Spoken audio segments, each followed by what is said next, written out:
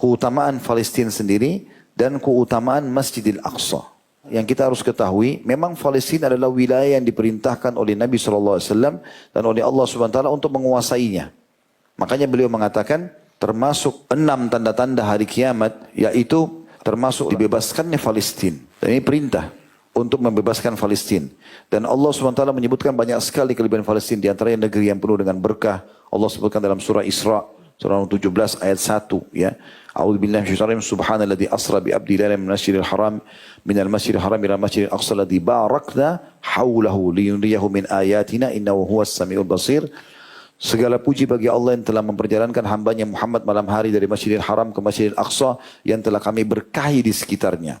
Ada negeri yang penuh dengan berkah. Dan kami menunjukkan kepada dia tanda-tanda kebesaran kami. Sungguhnya dia maha mendengar dan maha melihat.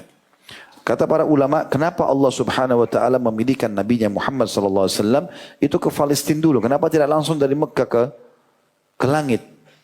Menandakan ada kedudukan tersendiri di Palestina. Bahkan Nabi SAW mengimami para nabi-nabi pada saat itu malam Isra, sebagaimana beberapa riwayat menjelaskan masalah itu.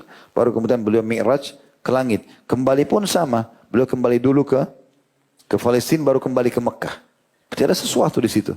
Bahkan Nabi SAW mengatakan, aku mengikat tali burak, ya, kuda yang membawa beliau terbang dari Mekah ke Palestina, lalu Mi'raj ke langit, itu di tempat yang semua nabi-nabi mengikat di situ. Dan sampai sekarang masih ada tempat itu, ya. Maka ada sesuatu dengan Palestina yang diperintahkan oleh Allah Subhanahu wa taala. Tapi puncak daripada keutamaannya adalah adanya Masjidil Aqsa sendiri. Masjid Aqsa ini sendiri disebutkan oleh para ulama memiliki keutamaan yang sangat banyak. Kata Nabi SAW ketika Sulaiman, Nabi Sulaiman alaihissalam, ketika Sulaiman bin Daud telah usai membangun atau renovasi Baitul Maqdis, karena yang pertama membangun Baitul Maqdis adalah Nabi Ibrahim alaihissalam. Jaraknya dengan Masjidil Haram 40 tahun.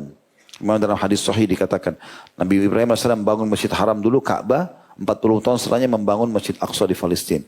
Maka Nabi Sulaiman datang merenovasi, karena ini cucu kesekian Nabi Ibrahim AS. Pada saat selesai merenovasi Baitul Maqdis, maka ia memohon kepada Allah 3 hal. Pertama, agar keputusannya sesuai dengan keputusan Allah. Jadi kalau Nabi Sulaiman berikan keputusan, maka beliau berharap, walaupun wahyu belum datang, maka apa yang beliau sampaikan, itu sesuai dengan yang Allah inginkan. Dan Allah kabulkan itu. Kemudian diberikan kerajaan yang tidak patut diberikan kepada siapapun setelah beliau. Dan agar siapa saja, itu yang kedua. Dan Allah sudah berikan. Dan yang ketiga adalah agar siapa saja yang mendatangi masjid ini atau Baitul Maqdis tidak menginginkan kecuali sholat di dalamnya, maka keluar dari dosanya seperti baru dilahirkan oleh ibunya. Jadi artinya teman-teman sekalian, sholat di Masjid Aqsa, sholat saja walaupun sunnah. Tahiyat masjid, qobliyah, sholat duha, apalagi sholat wajib sama.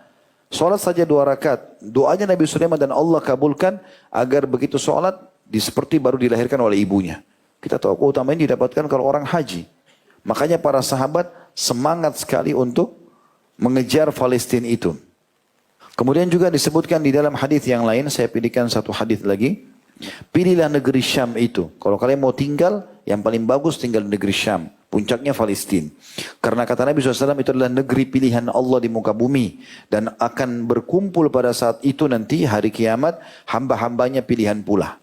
Karena Nabi Isa AS nanti ada di situ. Dan membunuh Dajjal. Bila kalian enggan, maksudnya tidak mau pilih Syam, maka pilihlah Yaman. Dan bertahanlah tinggal di 2 wilayah ini. Sesungguhnya aku telah diberikan kemenangan negeri Syam dan penduduknya. Tentu ada banyak hadis-hadis berhubungan dengan masalah itu, ya. Di antaranya ada hadis Maimunah radhiyallahu anha, beliau mengatakan, ya Rasulullah, sampaikanlah kepada kami tentang keutamaan Baitul Maqdis. Maka kata Nabi SAW, pergilah ke sana karena dia sebaik-baik tempat untuk ibadah, gitu kan? Kata Maimunah, ya Rasulullah, kalau orang tidak mampu ke sana, bagaimana? Kata Nabi SAW, menyumbang, memberikan penerangan untuk Palestina, untuk Masjid Aqsa. Dan siapa yang memberikan penerangan, waktu itu menyumbang minyak zaman dulu orangnya, nanti dipakai untuk nerangin masjid, pakai sumbu, minyak zaitun biasanya lama sekali kalau menyala gitu. Kalau sekarang bahasa kita direnovasi, ikut menyumbang untuk renovasi, maka dia seperti sudah sholat di dalamnya.